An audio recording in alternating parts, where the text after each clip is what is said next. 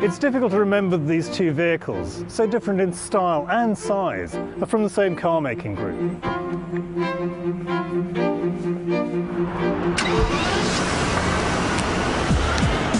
Rolls-Royce, maker of the Phantom, is owned by BMW of Germany, which also makes the reborn Mini. Two powerful symbols of British automotive engineering heritage. That's not the only power the Phantom symbolises.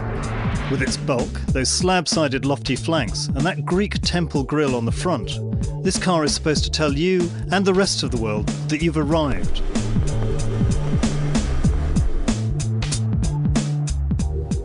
Inside too, there are clues that the world is meant to be seen differently.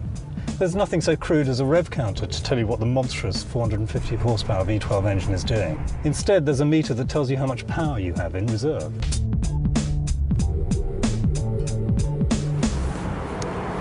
It's like being told your buying power rather than just your bank balance. But in these credit crunch, post-excess times, is such a car too crass a symbol?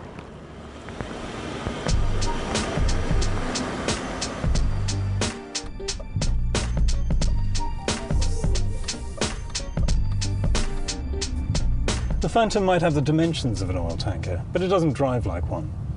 A 0 to 60 miles an hour time of less than 6 seconds means it won't be embarrassed by too many cheap cars either. But at 12 to 18 miles a gallon, it might be an idea to meet up with a tanker every now and again. Dynamically, the car is surprisingly agile for such a huge beast.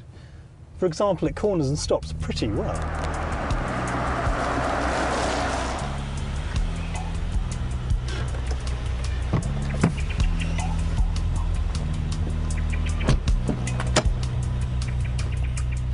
There's plenty of space in the back, although the suicide doors do make it slightly awkward to climb in. The back has a lot more sprawling room than many other rivals, although the Bentley Flying Spur, to take one example, is only about half the price of the Phantom.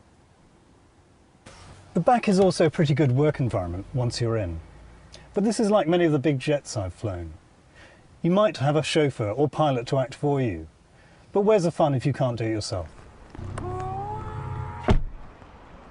At nearly 6 metres long and 2 metres wide, this car is not easy to thread through narrow streets.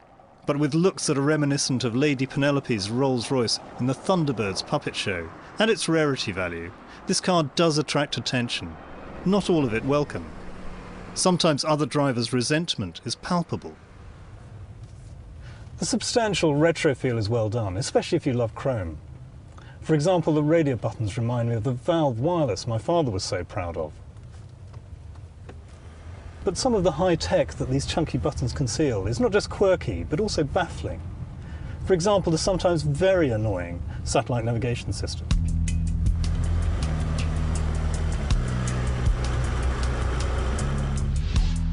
But sales are doing well. In 2010, Rolls-Royce sold a record 2,711 cars, which was up 171% on the previous year. And the emerging markets propelled that push. Sales into India were 400% higher than in 2009, and China accounted for a fifth of output. The company expects overall sales to be as high in 2011.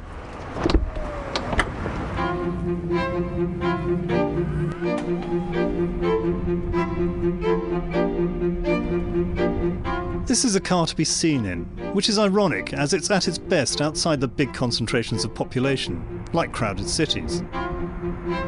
When you have the space, no one can hear your wallet scream how big it is. But it's not just about the reactions of others.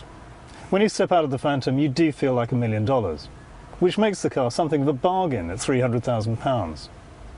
Even if that would buy about 23 Minis for you and your closest friends. I'm RollsRoyce of the Financial Times.